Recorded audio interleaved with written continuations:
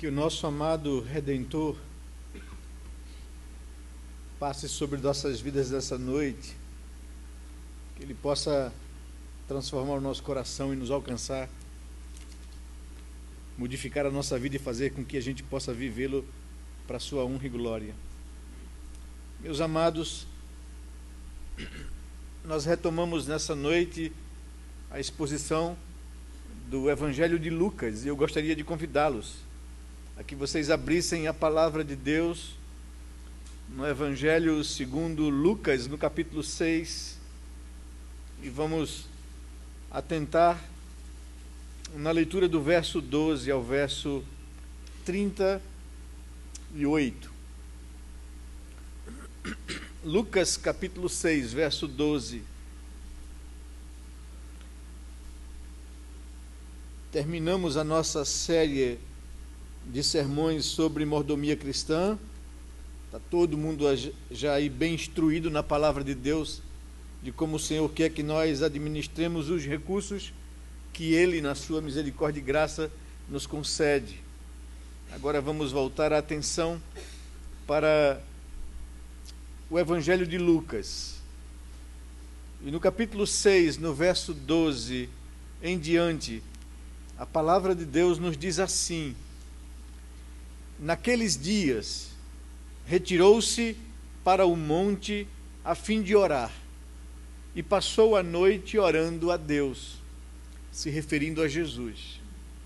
E quando amanheceu, chamou a si os seus discípulos, e escolheu 12 dentre eles, aos quais deu também o nome de apóstolos: Simão, a quem acrescentou o nome de Pedro, e André, seu irmão, Tiago e João, Filipe e Bartolomeu, Mateus e Tomé, Tiago, filho de Alfeu, e Simão, chamado Zelote, Judas, filho de Tiago, e Judas Iscariotes, que se tornou traidor.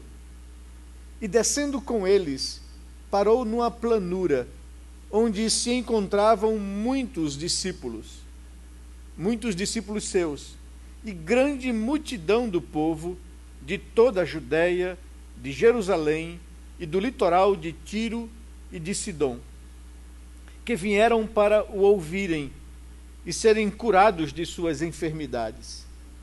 Também os atormentados por espíritos imundos eram curados, e todos da multidão procuravam tocá-lo, porque dele saía poder, e curava todos. Então, olhando ele para os seus discípulos, disse-lhes: bem-aventurados vós, os pobres, porque vosso é o reino de Deus. Bem-aventurados vós, os que agora tendes fome, porque sereis fartos. Bem-aventurados vós, os que agora chorais, porque haveis de rir. Bem-aventurados sois quando os homens vos odiarem, e quando vos expulsarem da sua companhia, vos injuriarem e rejeitarem o vosso nome como indigno por causa do Filho do Homem. Regozijai-vos naquele dia e exultai, porque grande é o vosso galardão no céu, pois desta forma procederam seus pais com os profetas. Mas ai de vós, os ricos, porque tendes a vossa consolação. Ai de vós, os que estáis agora fartos, porque vireis a ter fome. Ai de vós, os que agora rides, porque haveis de lamentar e chorar. Ai de vós, quando todos vos louvarem, porque assim procederam seus pais com os falsos profetas. Digo-vos, porém, a vós outros que me ouvis, amai os vossos inimigos, fazei o bem aos que vos odeiam, bendizei aos que vos maldizem, orai pelos que vos caluniam. Ao que te bate numa face, oferece-lhe também a outra. E ao que tirar a tua capa, deixa-o levar também a túnica. Dá a todo o que te pede. E se alguém levar o que é teu, não entres em demanda. como quereis que os homens vos façam, assim fazei vós também a eles. Se amais os que vos amam, qual é a vossa recompensa? Porque até os pecadores amam aos que os amam. Se fizerdes o bem aos que vos fazem o bem, qual é a vossa recompensa? Até os pecadores fazem isto. E se emprestai àqueles de quem esperais receber, qual é a vossa recompensa? Também os pecadores emprestam aos pecadores para receberem outro tanto.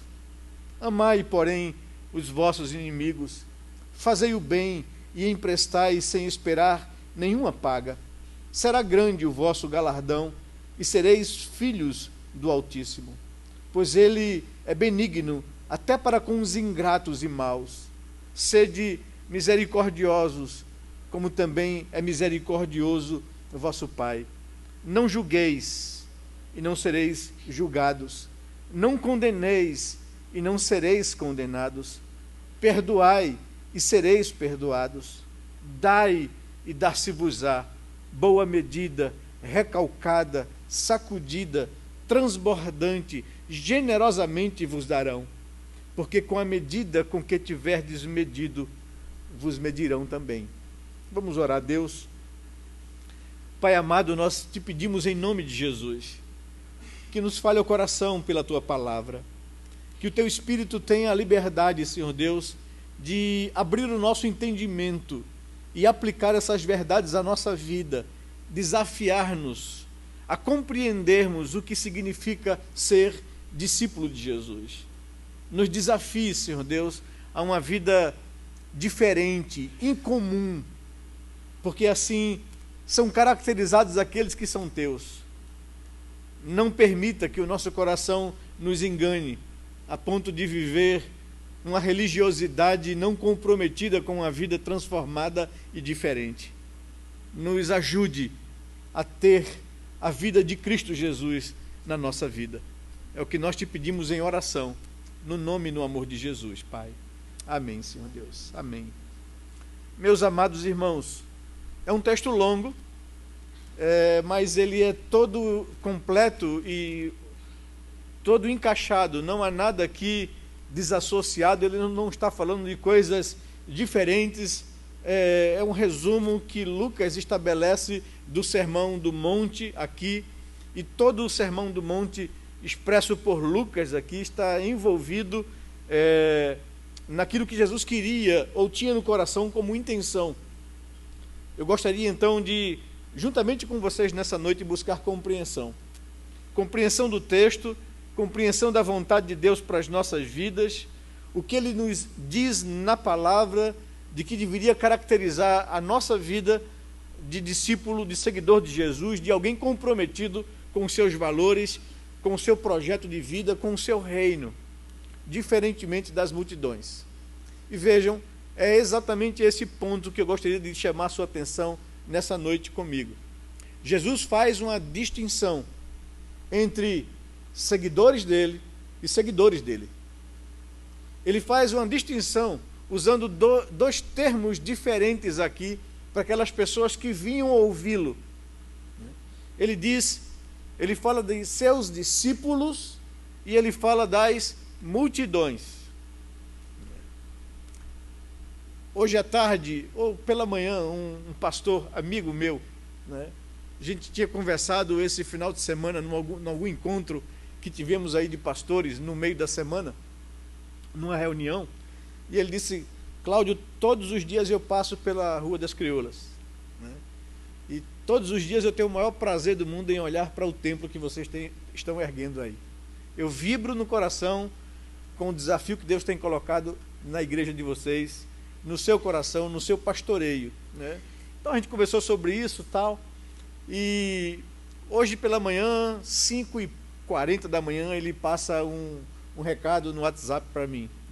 Estou orando por você, estou orando pela primeira igreja, estou orando para quando vocês estiverem com esse tempo pronto, Deus multiplique o número de membros dessa igreja e vocês cheguem a ter 3.000 pessoas, 3 cultos por domingo. Eu escrevi para ele, depois brincando, assim você quer me matar, né? Eu disse, é preferível que a gente não tenha uma igreja de 3.000 membros, mas 3 igrejas de 1.000 membros.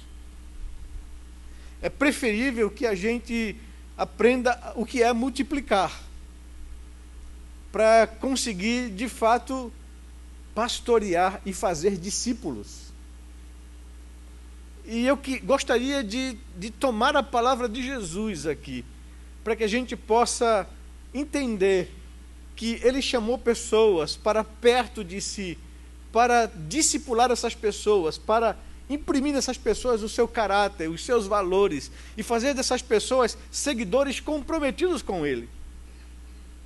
Que Jesus não se iludia com multidões. Que por diversas vezes nos evangelhos você vai ver Jesus fugir das multidões.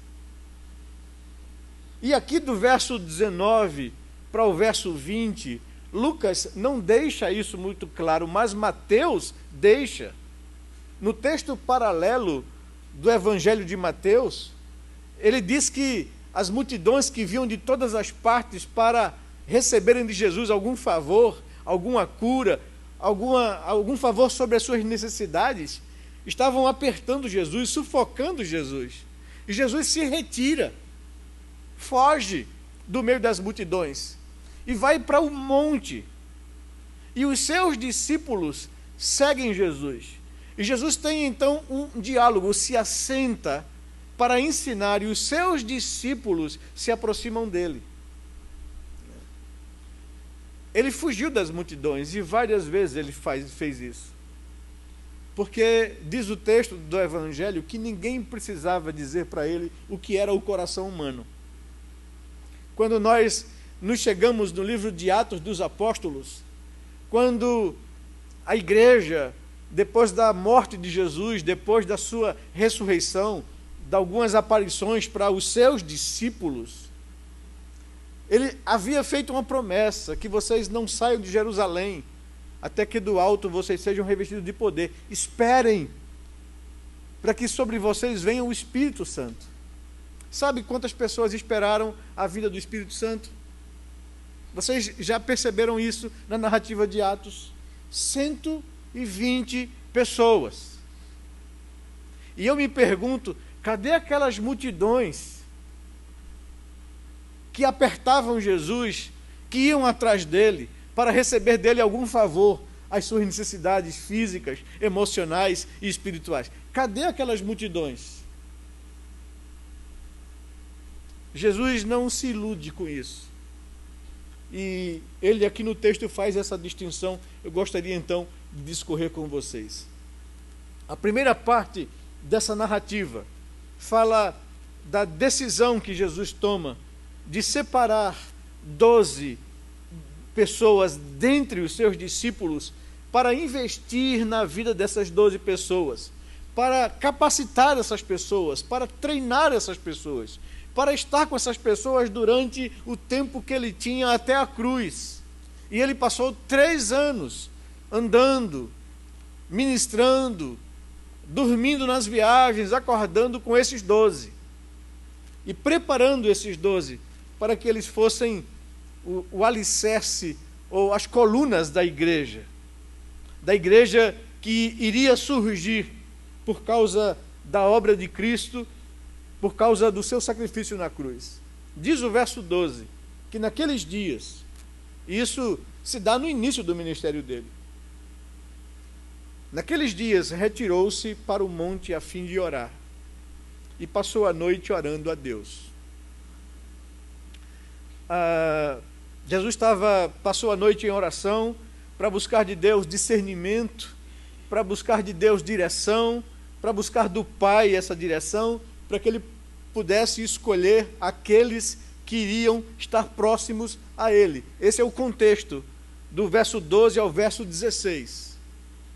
Ele passou a noite orando sozinho, buscando o Pai, para que o Pai lhe desse sabedoria. E o verso 13 diz que quando amanheceu, ele então estava pronto para tomar a decisão e para escolher as pessoas que ele queria que estivessem com ele, né? Tiramos uma aplicação logo prática para as nossas vidas. Todos os dias nós temos que tomar decisões na vida. Algumas simples, outras mais complexas, outras mais complicadas. E nós precisamos buscar de Deus entendimento, sabedoria, direção, para poder viver a nossa vida para a glória do seu nome, para fazer a vontade de Deus, para não viver mais para nós mesmos, e sim para viver a nossa vida em tudo, para aquele que nos chamou e que nos separou para glorificá-lo e servi-lo com as nossas decisões. Temos aprendido isso. Passamos um tempo expondo mordomia cristã, sobre como Deus espera que a gente administre os recursos que Ele faz chegar em nossas mãos. Que o dinheiro que nós temos, que os bens que nós adquirimos, não são tão somente ou simplesmente fruto do nosso esforço, do nosso trabalho, da nossa capacidade de produzir. Porque todas essas coisas, a força para trabalhar, a capacidade para produzir, vem de Deus. E Ele nos concede isso, para que nós possamos viver dignamente, também adquirir recursos, para socorrer necessitados, para investir na sua obra, para honrar os nossos progenitores. Aprendemos tudo isso aqui. E Deus requererá de todo ser humano aquilo que Deus, na sua infinita bondade, concedeu a cada homem. Aprendemos isso aqui. E se aplica a todas as áreas da nossa vida. Precisamos de sabedoria, de discernimento, de direção de Deus, para tomar decisões em toda e qualquer área da nossa vida. Jesus é exemplo disso. Ele tem que escolher os seus discípulos, e ele retira-se para estar a sós com Deus, e passa a noite buscando a Deus em comunhão, para ter de Deus direção e discernimento. Ao amanhecer, ele chama a si, diz o verso 13, os seus discípulos, e escolhe dentre os seus discípulos 12, aos quais ele dá o nome de apóstolos. E aqui vem a relação dos discípulos. Simão, a quem deu o nome de Pedro e André, 2 irmãos. Tiago e João eram achegados, eram sócios de Pedro e de André e de seus pais numa empresa de pesca. Temos 4 pescadores entre os 12 discípulos de Jesus. Depois o texto diz que Filipe, Bartolomeu, Mateus, Tomé, Tiago, filho de Alfeu, Simão, Zelote, Judas, filho de Tiago, e outro Judas, sicário, que também se tornou o traidor. Eu fiquei analisando os discípulos. Haviam 4 pescadores, um funcionário público da Receita Federal Romana, 2 militantes políticos de extrema esquerda, Simão Zelote é uma referência a um partido político, não um partido como a gente entende hoje, mas a um grupo, a um segmento que pregava revolução e luta armada contra o domínio romano ali na Palestina, os zelotes. E dentre esses discípulos de Jesus havia um de extrema esquerda.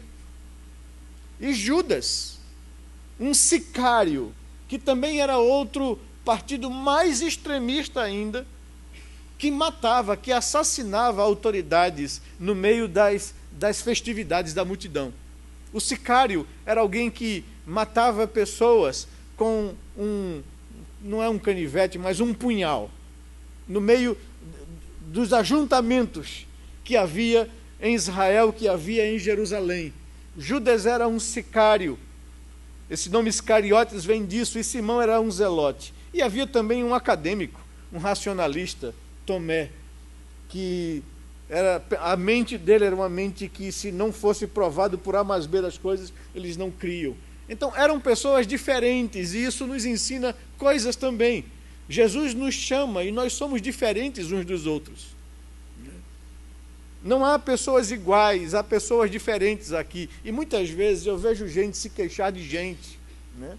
Ah, o fulano é assim, o ciclano é assado, fulano pensa dessa forma, diferente de mim. Meu filho, desde os 12 discípulos de Jesus, o Senhor chamou gente diferente um do outro. E nós vamos conviver com pessoas diferentes, que vão pensar diferentes, que vão agir diferentes, e a gente tem que aprender a lidar com essa diferença. Não são poucas as vezes que Jesus está chamando os seus discípulos, que estão discutindo dentre eles qual deles eram os melhores, qual deveriam receber mais honra no reino dos céus. E o Senhor sempre chama para repreendê-los, para ensiná-los que o que Deus requer do homem é humildade, que nenhum deles vai alcançar absolutamente nada se não tiver o espírito de servir. Jesus ensina para eles no último momento, na última ceia, que ele que era Senhor se humilhou e lavou os pés dos seus discípulos, quanto mais aqueles ali. Se o mestre fez isso, quanto mais os seus servos. Jesus escolhe os discípulos, os apóstolos entre os discípulos. Ontem nós estivemos pregando no aniversário de uma igreja lá em Maria Farinha, o coro estava lá também, o quarteto, não é? E falamos sobre um sermão que eu já trouxe aqui para a igreja, que a igreja cristã que Deus espera e requer dela é uma igreja que tenha visão missional, ou que se comprometa com o projeto do reino de Deus. Deus não quer grandes igrejas para glória de pessoas, Deus quer gente comprometida com o reino. E uma igreja saudável não é uma igreja que tem 1.000, 2.000, 3.000, 5.000 pessoas. Uma igreja saudável é uma igreja que produz e é comprometida com o reino de Deus. Produz gente, e não é uma igreja estagnada. É uma igreja que capacita pessoas para a obra de Deus, treina, habilita pessoas para o trabalho do Senhor. É uma igreja que envia pessoas ao mundo. É uma igreja que sustenta os seus enviados. É uma igreja que cuida dos feridos. E nós mostramos tudo isso no texto de Atos capítulo 13. E é uma igreja que se multiplica. Igreja tem que produzir igreja. Uma igreja não pode viver com um fim em si mesmo. Ela tem que olhar para fora dela, para o reino de Deus, e plantar igrejas. Que Deus nos livre de ser uma igreja que cresce, que cresce, que cresce e que cresce para si mesmo. Mas uma igreja que tem que ser comprometida em espalhar o evangelho para outras partes. Isso é uma igreja saudável, isso é uma igreja bíblica. Jesus então chama a atenção, treina, capacita os seus discípulos, e agora do verso 17 ao verso 19, ele passa a fazer uma distinção entre grupos que seguem a ele. Do verso 17 ele diz que, e descendo com eles, com seus discípulos, parou numa planura, onde se encontravam muitos discípulos seus. Desceu com os 12, e numa planura, numa planície, no lugar, encontrou muitos dos seus discípulos. E, além dos seus discípulos, grande multidão do povo. Vejam que Jesus faz uma distinção clara aqui entre dois grupos que estavam ali juntos para ouvi-lo. Dois grupos que estavam ali por motivações diferentes, ou com motivações diferentes.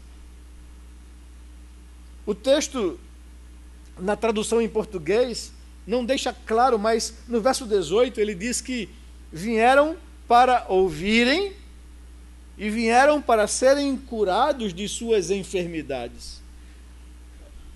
Em em Mateus capítulo 4, o texto sinótico, paralelo a esse texto, diz que as multidões se aproximavam de Jesus porque ouviram por aí de que ele curava toda sorte de doenças e enfermidades, e trouxeram gente com toda sorte de doenças e enfermidades para ele curar.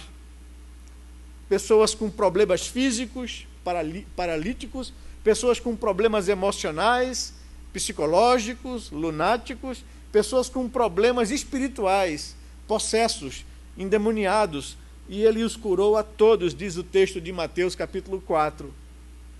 Aqui, Jesus está fazendo uma distinção, e em Mateus fica mais claro ainda essa distinção, depois que essas multidões que vinham de todas as partes, da Judéia, Jerusalém, de Tiro, de Sidom, chegavam e queriam tocar Jesus, espremiam, sufocavam a Jesus.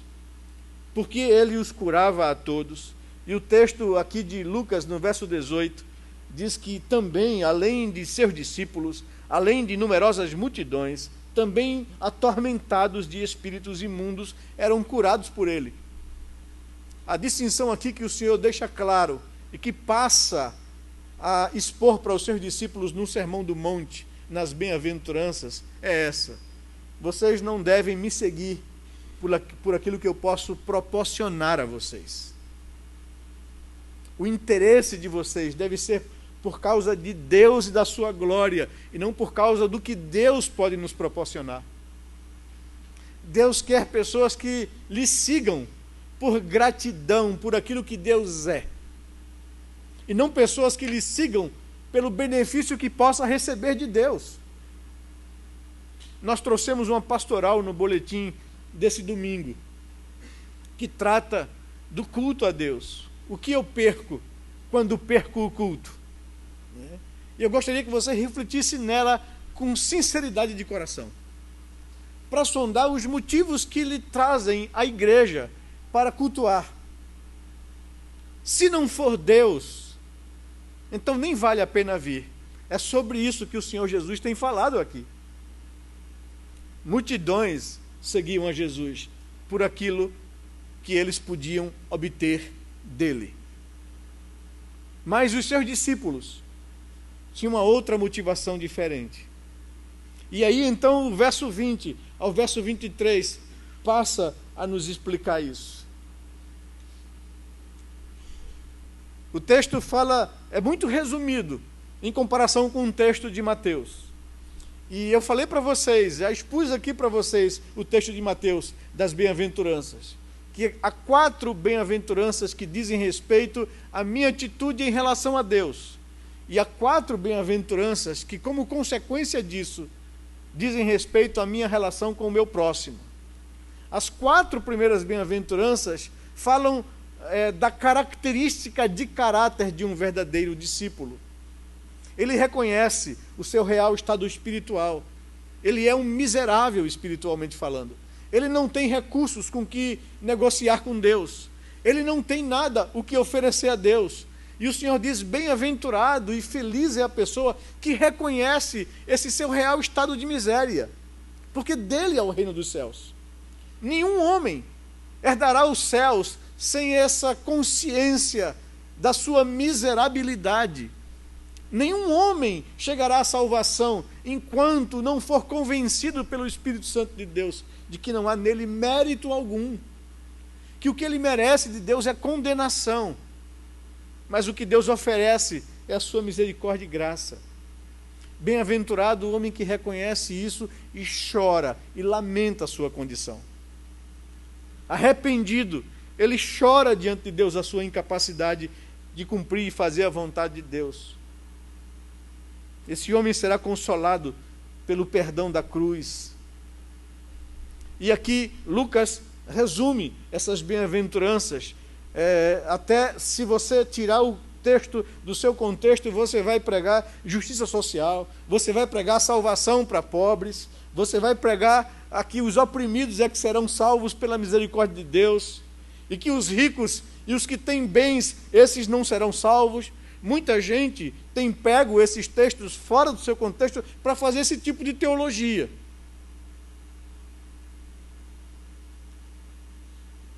Bem-aventurados vós, os pobres, porque vosso é o reino dos céus.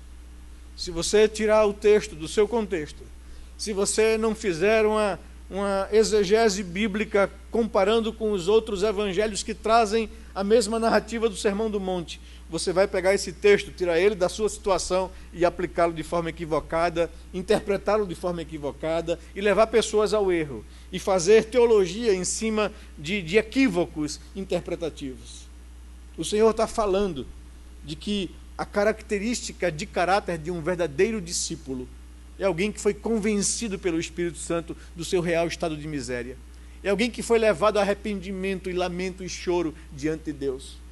É alguém que agora se torna manso para com Deus no trato, não reivindica, não tem direitos. Ele sabe o que ele merecia era condenação, mas Deus lhe deu graça e misericórdia. Ele é grato, submisso, recebe de Deus o bem, recebe de Deus o mal. Ele não tem no seu coração nenhum tipo de atitude arrogante para com Deus. Ele não questiona Deus, ele não reivindica Deus, ele não reclama de Deus. Ele sabe que a maior bênção que ele podia obter de Deus já foi dada naquela cruz. Então ele é mansa no trato, submissa a Deus. E agora, a sua fome, a sua ânsia, não é pelos seus direitos, não é para reivindicar a sua justiça, mas para ter fome e sede pela justiça de Deus. Essas são atitudes do coração que caracterizam um discípulo em relação ao seu Deus. As outras bem-aventuranças, em consequência dessa transformação, dessa visão diferente de vida, de relação com Deus, agora eu me torno misericordioso com o outro, eu me torno sincero de coração, de motivação na minha relação com as pessoas. Eu me torno um reconciliador, levando essa mesma reconciliação que teve comigo para outras pessoas. E por causa de ser paciente, de ser misericordioso, de ser sincero de alma e de querer o bem dos outros, eu sofrerei perseguição. São características que a Bíblia diz que acontecerá na minha e na sua vida, se formos de fato e verdadeiramente discípulos de Jesus. Enquanto aqueles que confiam em si mesmo, que confiam na força do seu braço, né? A palavra vem do verso 24 ao verso 26. Ai de vós, os arrogantes de coração, que se acham ricos aos seus próprios olhos, que não precisam de Deus para viver, que não se humilham diante da glória dele. Ai daqueles que riem em vez de lamentar e chorar a sua condição de pecadores. Ai de vós os ricos, ai de vós os que se acham fartos, ai de vós os que rides à toa. Vocês virão a lamentar e chorar, vocês terão fome, vocês não receberão consolação alguma de Deus, porque a arrogância de vocês, a riqueza de vocês é a consolação que vocês têm nessa vida. Vimos no domingo passado, quando falamos sobre como lidar com dinheiro, que um homem muito rico não tinha onde mais depositar os seus bens, o fruto do seu trabalho, e pensou com o seu coração: vou destruir os celeiros que eu tenho, vou construir celeiros maiores, vou juntar todos os meus bens nesses celeiros, e vou dizer para minha alma: ó minha alma, descansa em paz, você já tem o suficiente para viver uma aposentadoria tranquila, regala-te, come e bebe. E o Senhor diz para aquele homem que confia nos seus bens, que confiam na sua riqueza, que confiam na sua aposentadoria regalada: louco, hoje te pedirão a tua alma, e o que você tem para quem é?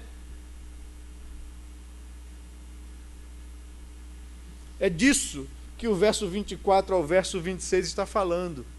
Aquelas pessoas arrogantes, que acham que não precisam de Deus, que acham que dão conta da sua própria vida, que manifestam a mesma atitude de autonomia e de independência que encontrou-se no coração de Adão, que voltou as costas para Deus e colocou-se no centro da vida como se ele fosse o seu próprio Deus.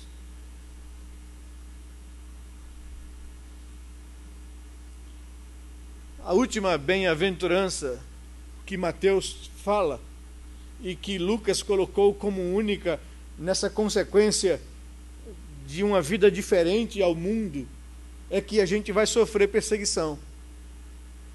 Verso 22, ele diz que bem-aventurados sois quando os homens vos odiarem e quando vos expulsarem da sua companhia, vos injuriarem e rejeitarem o vosso nome como digno, por causa do Filho do Homem. Regozijai-vos, não se entristeça. Regozije-se e exulte, porque grande é o vosso galardão no céu, pois dessa forma procederam os pais deles contra os profetas de Deus. uma coisa incoerente e contraditória.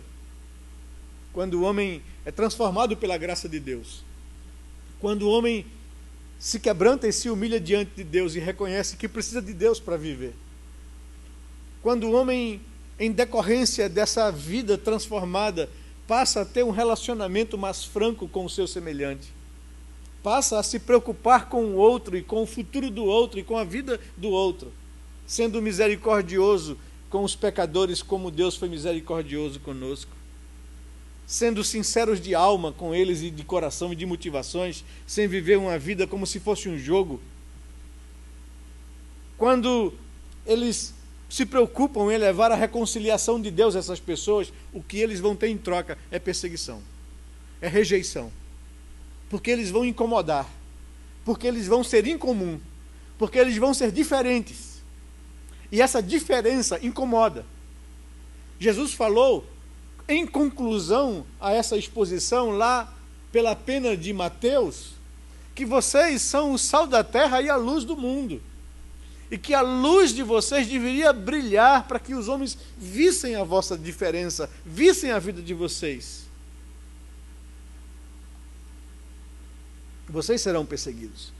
E quando vocês forem perseguidos, o que vocês devem fazer? E aí nós vimos sobre a escolha dos 12, nós vimos sobre a distinção entre discípulos e a multidão, nós vimos sobre o que caracteriza o verdadeiro discípulo e o que caracteriza as pessoas da multidão que não dependem da graça de Deus, que são arrogantes, que confiam em si, na sua força. E agora o Senhor fala da atitude do discípulo diante da rejeição e da perseguição. Qual é a atitude do discípulo? O que é que Deus espera da gente quando a gente sofrer perseguição por causa do nome de Cristo? E o verso 27, então, passa a tratar disso. Digo-vos, porém, a vós outros que me ouvis, que atendeis ao meu ensino, que ouvis a minha voz, amai os vossos inimigos. Fazei o bem aos que vos odeiam. Bendizei aos que vos maldizem. Orai por aqueles que lhes caluniam. Ao que te bate numa face, oferece-lhe também a outra. E ao que tirar a tua capa, deixa levar também a tua túnica. Dá a todo o que te pede, e se alguém levar o que é teu, não entres em demanda. Veja, todo esse texto está se referindo à perseguição que virá sobre aqueles que amam ao Senhor. O texto fala no verso 22 que feliz e bem-aventurado são os homens, são vocês os discípulos, quando os homens odiarem vocês, quando eles lhes expulsarem da presença deles, quando eles injuriarem vocês e dizerem mal contra vocês, quando eles rejeitarem vocês por causa do meu nome. Qual deve ser a atitude de vocês para com relação a essas pessoas que lhes causa esse tipo de sofrimento, de perseguição, de rejeição, de calúnia contra você? Não revide, não odeie. Eles estão em trevas. A luz está incomodando e por isso eles querem se livrar de vocês, porque vocês incomodam. Vocês são diferentes e a diferença de vocês incomoda o mundo. É por isso que vocês serão perseguidos. Não odeiem os homens por causa disso.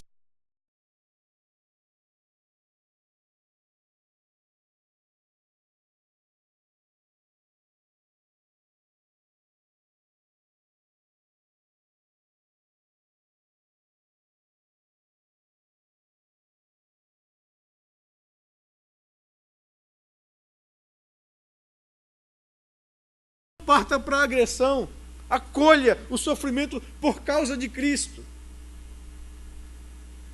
E a gente vê o exemplo de Paulo, de Silas, quando presos, encarcerados, levaram açoites, com as costas todas rasgadas pelos açoites, na madrugada, no meio do cárcere, na cadeia, com os demais presos, louvavam a Deus.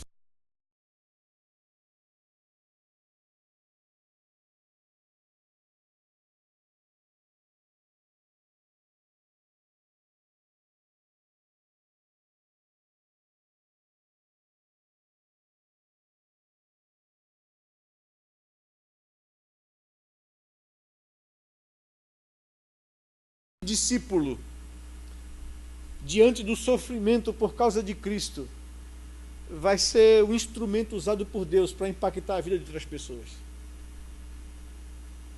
O Império Romano levanta uma perseguição feroz contra o cristianismo. No final do primeiro século, no segundo século, no terceiro século.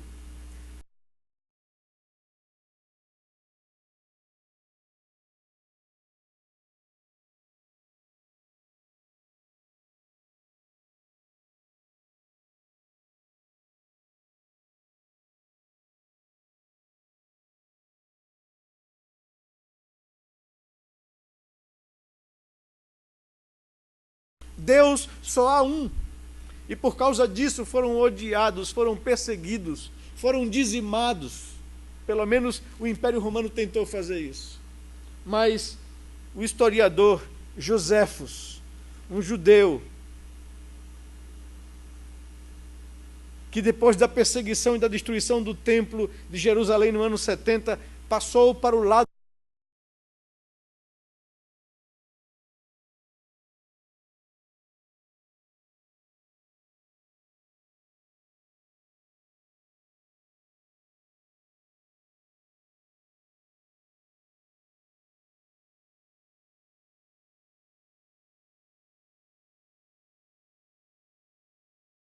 do cristianismo, não uma religião agora proibida, mas uma religião permitida para fortalecer o império. Isso trouxe consequências ruins, mas o cristianismo dobrou o Império Romano pela fidelidade dos cristãos, pela diferença do que é ser discípulos. Mas nessa época muitos negaram a fé, muitos negaram a Cristo, muitos dobraram o joelho.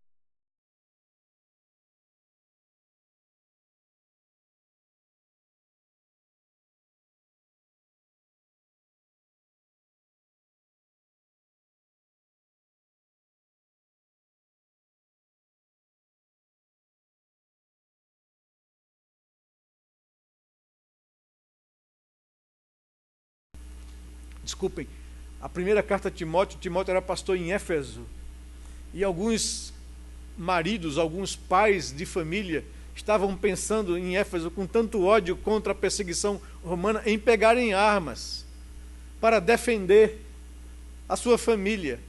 E o apóstolo Paulo escreve a Timóteo dizendo: Timóteo, nós temos uma arma maior do que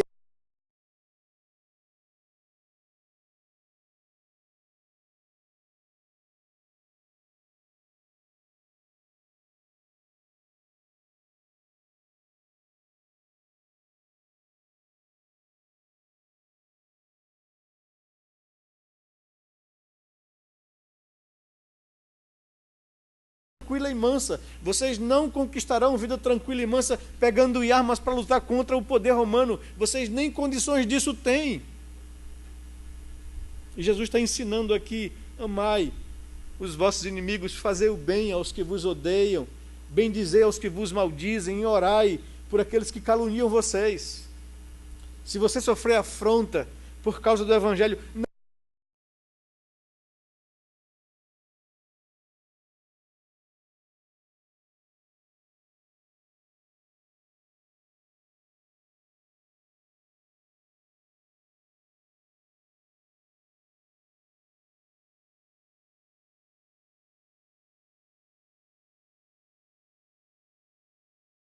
princípio é desafiador, mas é o princípio do cristianismo. E aí ele arrasou com os discípulos. E ele diz no verso 32: se amamos aos que nos amam, qual é a nossa recompensa? Que virtude há nisso? Porque até os pecadores amam a quem os amam. Se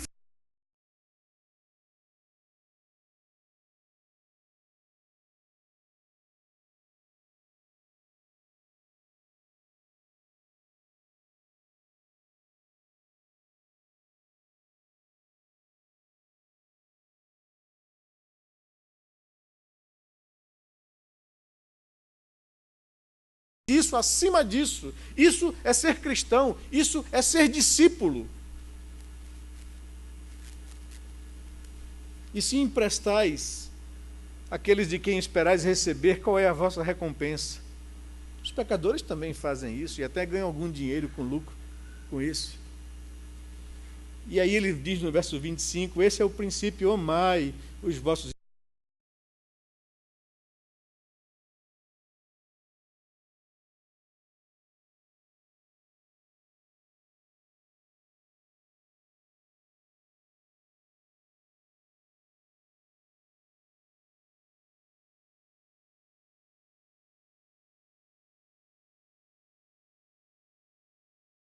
de chegar no nosso gabinete pastoral e quando a gente vai sentar com o casal, qual é o problema básico? Reivindicação de direito. Eu me dou e não recebo nada do meu marido. Ou vice-versa. O marido diz, eu trabalho, e a minha esposa não dá a atenção devida que eu quero. Reivindicação de direito. Isso o mundo faz.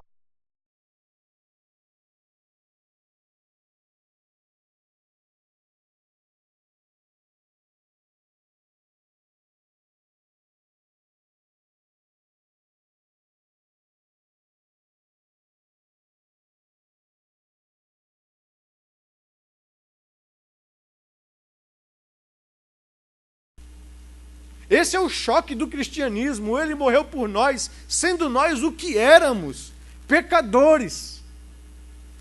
Não é que nós queríamos a Deus,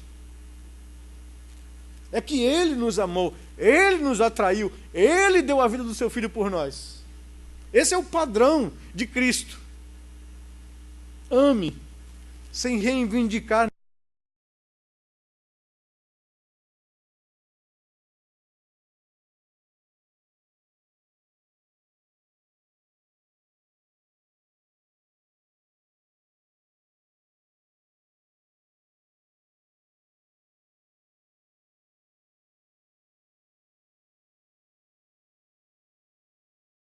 Com ingratos e maus.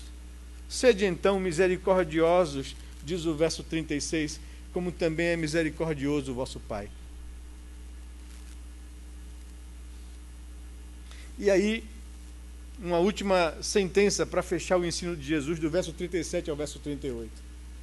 Talvez sejamos tentados a querer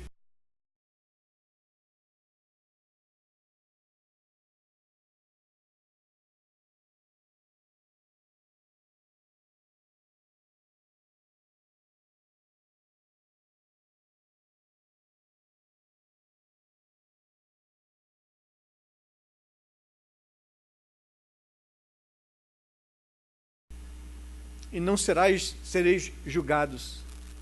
Não condeneis e não sereis condenado. Perdoai e sereis perdoado. Dai e dar-se-vos-á. Boa medida, recalcada, sacudida, transbordante, generosamente será dado a você. Porque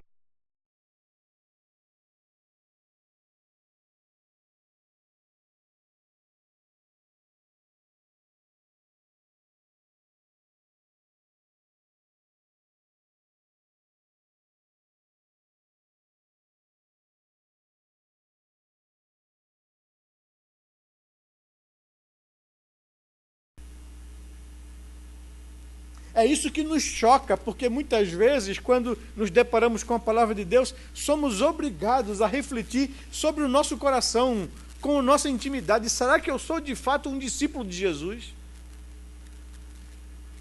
Ou será que eu sou um crente presbiteriano, membro da primeira igreja?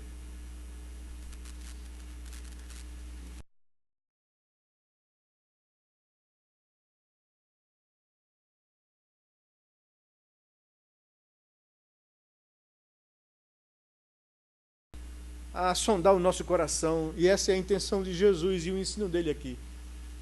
Ele faz uma distinção entre os seus discípulos e as multidões. Os seus discípulos estavam com Jesus, seguiam a Jesus.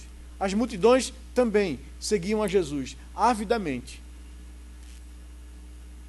E ele faz essa diferença, essa distinção. Ele está chamando os seus discípulos, em particular, para dizer, vocês têm que ser diferentes das multidões. vocês não têm que vir a mim por aquilo que eu possa oferecer a vocês. Vocês têm que vir a mim por gratidão, por aquilo que eu sou. Eu sou o Senhor. Eu sou Deus. É por isso que vocês têm que vir a mim. Hoje pela manhã, na nossa classe de Fundamentos da Fé, estudávamos sobre o culto religioso.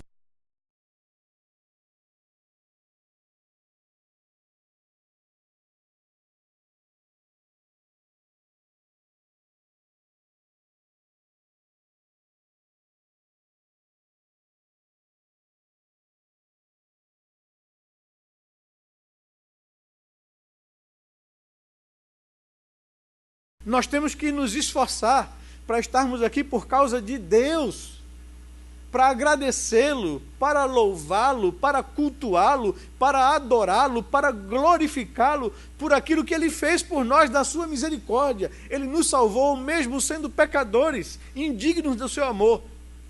E o que devia me trazer à igreja não é a amizade do meu irmão, não é porque é acolhedor, às vezes nem é, não é? E muitas vezes você vai ver isso na pastoral do boletim, e eu queria que você refletisse mesmo de coração, para sondar o seu coração, para saber o que é que eu sou diante de Deus. Eu sou discípulo de Jesus, ou eu sou multidão? O que é que caracteriza a minha vida?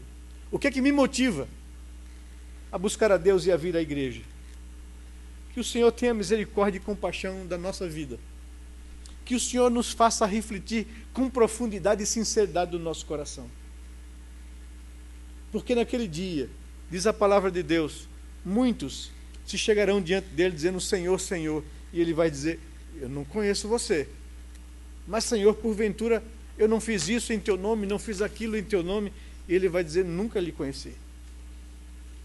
Que nós não estejamos no meio desse grupo, das multidões, mas que nós sejamos caracterizados por aqueles que são discípulos do Senhor Jesus, que os ama, que está próximo a Ele, que quer ser imitador de Cristo, que quer andar nos seus valores, que quer fazer a sua vontade.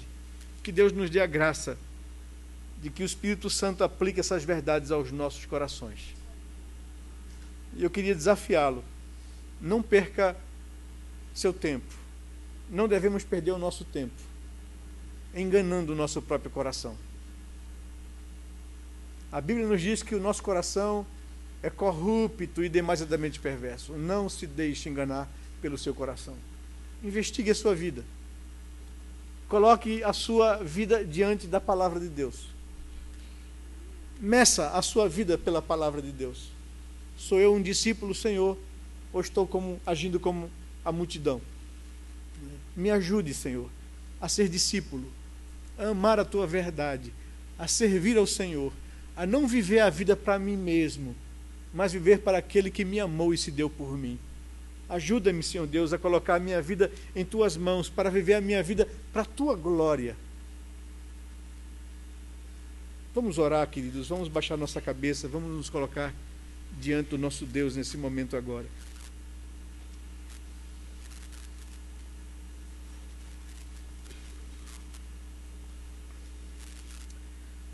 Pai, Tu conheces cada vida aqui presente, conheces o nosso coração. Quando nos deparamos diante do espelho da Tua palavra, Senhor, percebemos quantas coisas precisamos reavaliar na nossa vida. E nós agradecemos ao Senhor por Tua bondade e por Tua misericórdia, que nos dá a oportunidade de fazermos essa reflexão, de sondarmos o nosso próprio coração. Pedimos ao Senhor, humildes e quebrantados, fazendo voz com o salmista, Senhor, sonde os nossos corações. Vê se há em nós caminhos maus, motivações que te desagradam, que não são aquelas que caracterizam um discípulo.